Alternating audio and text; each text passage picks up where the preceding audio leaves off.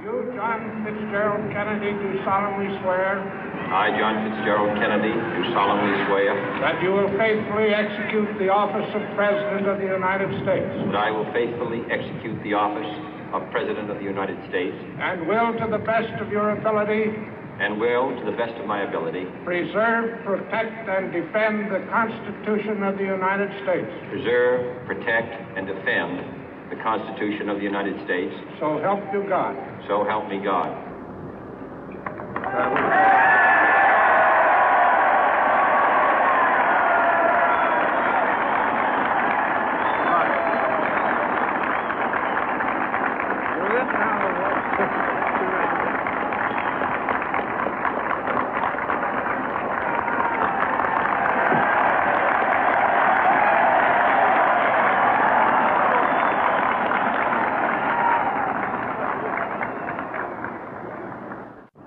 Vice President Johnson, Mr. Speaker, Mr. Chief Justice, President Eisenhower, Vice President Nixon, President Truman, Reverend clergy, fellow citizens.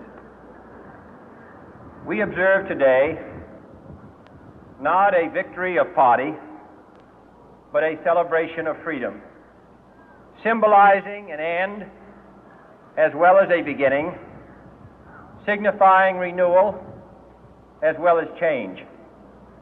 For I have sworn before you and Almighty God the same solemn oath our forebears prescribed nearly a century and 3/4 ago. The world is very different now, for man holds in his mortal hands the power to abolish all forms of human poverty and all forms of human life. And yet the same revolutionary beliefs for which our forebears fought are still at issue around the globe. The belief that the rights of man come not from the generosity of the state, but from the hand of God. We dare not forget today that we are the heirs of that first revolution. Let the word go forth from this time and place to friend and foe alike that the torch has been passed to a new generation of Americans born in this century, tempered by war, disciplined by a hard and bitter peace, proud of our ancient heritage, and unwilling to witness or permit the slow undoing of those human rights to which this nation has always been committed and to which we are committed today at home and around the world.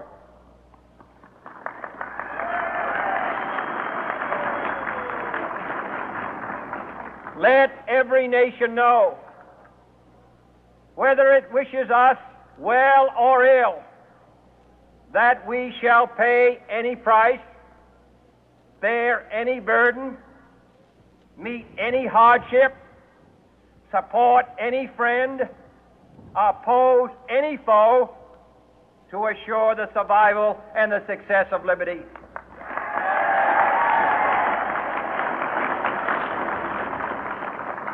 This much we pledge and more.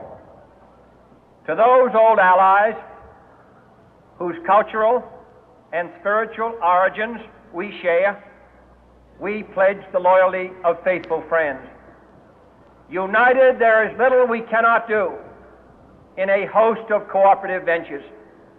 Divided, there is little we can do, for we dare not meet a powerful challenge at odds and split asunder. To those new states whom we welcome to the ranks of the free, we pledge our word that one form of colonial control shall not have passed away, merely to be replaced by a far more iron tyranny. We shall not always expect to find them supporting our view, but we shall always hope to find them strongly supporting their own freedom, and to remember that in the past, those who foolishly sought power by riding the back of the tiger ended up inside.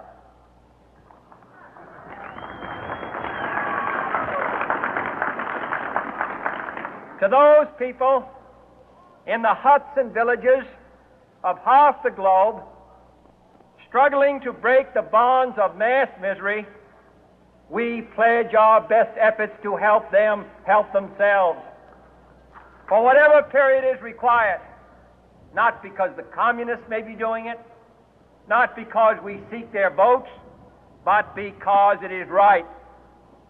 If a free society cannot help the many who are poor, it cannot save the few who are rich.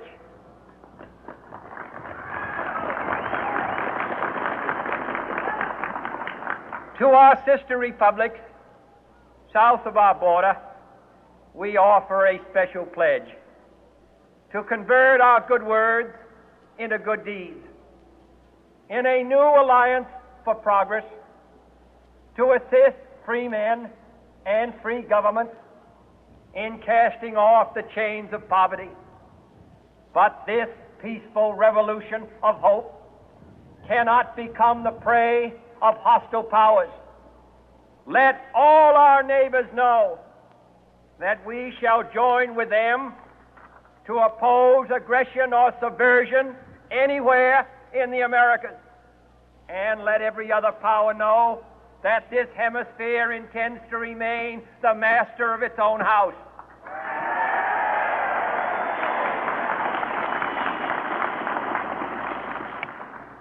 To that World Assembly of Sovereign States, the United Nations, our last best hope, in an age where the instruments of war have far outpaced the instruments of peace, we renew our pledge of support to prevent it from becoming merely a forum for invective, to strengthen its shield of the new and the weak, and to enlarge the area in which its writ may run. Finally, to those nations who would make themselves our adversary, we offer not a pledge, but a request that both sides begin anew the quest for peace. Before the dark powers of destruction, unleashed by science, engulf all humanity in planned or accidental self-destruction, we dare not tempt them with weakness, for only when our arms are sufficient beyond doubt can we be certain beyond doubt that they will never be employed. But neither can two great and powerful groups of nations take comfort from our present course, both sides overburdened by the cost of modern weapons, both rightly alarmed by the steady spread of the deadly atom, yet both racing to alter that uncertain balance of terror that stays the hand of mankind's final war. So let us begin anew, remembering on both sides that civility is not a sign of weakness, and sincerity is always subject to proof.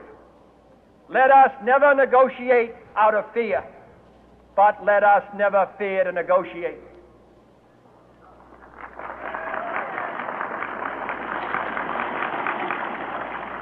Let both sides explore what problems unite us, instead of belaboring those problems which divide us. Let both sides, for the first time, formulate serious and precise proposals for the inspection and control of arms, and bring the absolute power to destroy other nations under the absolute control of all nations.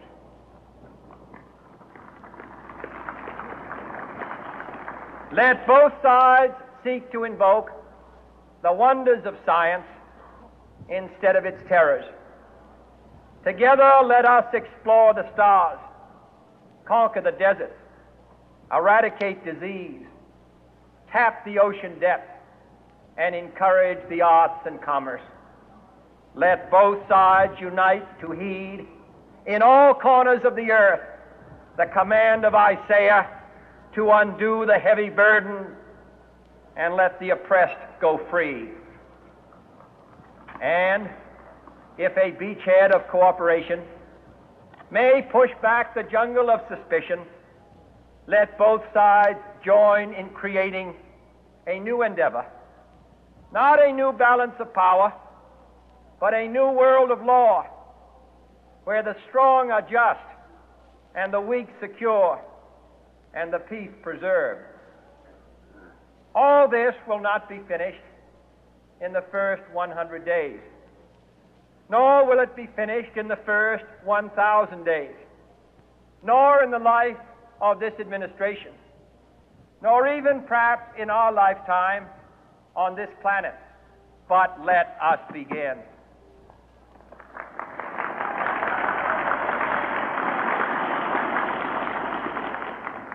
In your hands, my fellow citizens, more than mine, will rest the final success or failure of our course. Since this country was founded, each generation of Americans has been summoned to give testimony to its national loyalty. The graves of young Americans who answered the call to service surround the globe. Now the trumpet summons us again, not as a call to bear arms, though arms we need, not as a call to battle, though in battle we are, but a call to bear the burden of a long twilight struggle, year in and year out, rejoicing in hope, patient in tribulation, a struggle against the common enemies of man, tyranny, poverty, disease, and war itself. Can we forge against these enemies a grand and global alliance, north and south, east and west, that can assure a more fruitful life for all mankind? Will you join in that historic effort?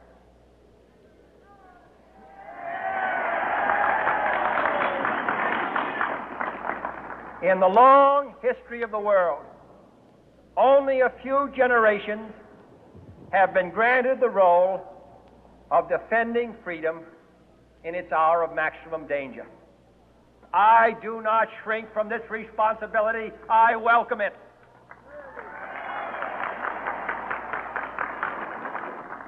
I do not believe that any of us would exchange places with any other people or any other generation.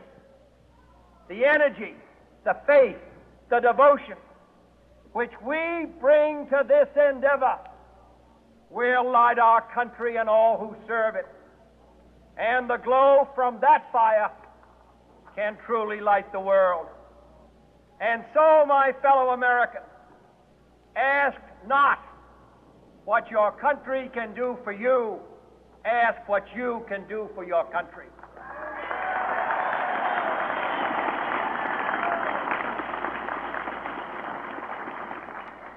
My fellow citizens of the world, ask not what America will do for you, but what together we can do for the freedom of man.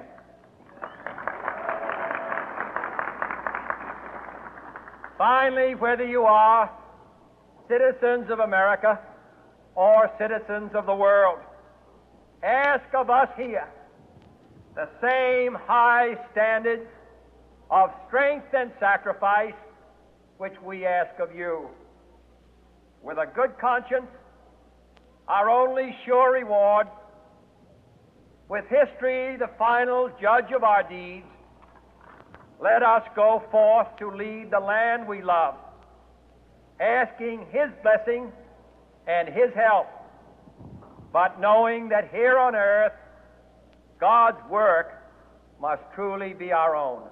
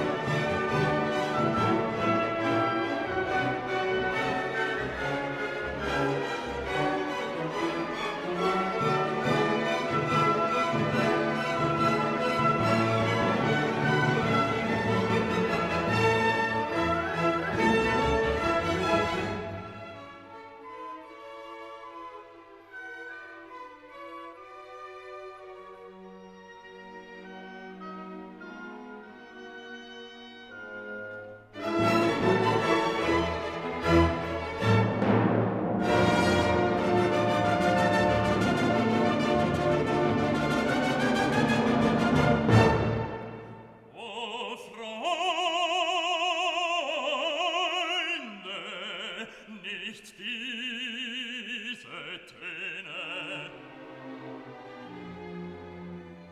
sondern lasst uns angenehmere anstimmen und